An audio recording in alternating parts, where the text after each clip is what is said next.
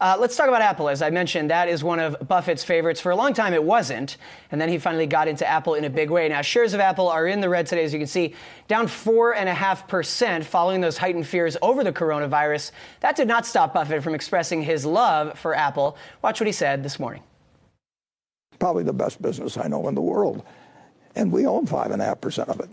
And that is a bigger commitment that we have in anything except insurance and the railroad. So it's our third largest business. It's an incredible company.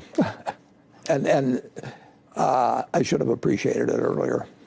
There you have it. I should have appreciated it earlier. I was remembering for a long time, Buffett was kind of painted as anti-tech, or if not anti-tech, just didn't know about it. Anti-tech, I think, is thank fair. You. And his big thing was, I'm also not going to invest in businesses I don't understand. I had the chance to interview Buffett years ago for a Fortune story, actually about See's Candies, which Berkshire bought in the 80s. And, I went to the office in Omaha, and you walk in, and there's no computer in there, as everyone knows. There's framed photos, and it's very old school. And then finally he got into Apple. He loves it. Apparently he got rid of his flip phone, too. Finally got an iPhone, finally got the iPhone. But he also says he doesn't know anything about See's Candies either. Yeah. He says he hasn't visited in years because he doesn't know anything about candy making. He likes low overhead, seasonal business. You can rely on it. That's right. Tiny growth in profits every year, but reliable, consistent.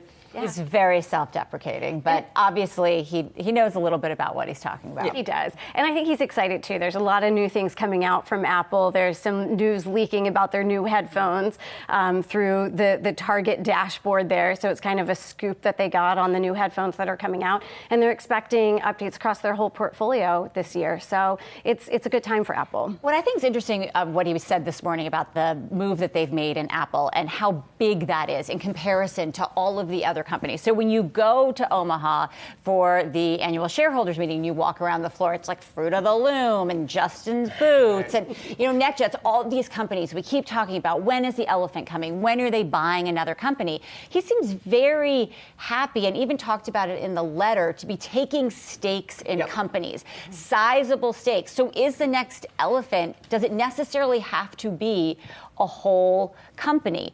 Because he says you pay a premium for that and you can get into these names in sizable moves by just going out and taking shares. He's got 5% of Apple. Yeah. I also think the reason it's been a while, Kraft Heinz was a big ding on Buffett and Berkshire, getting involved with 3G Capital on that deal. That has not gone well so far, but we'll see.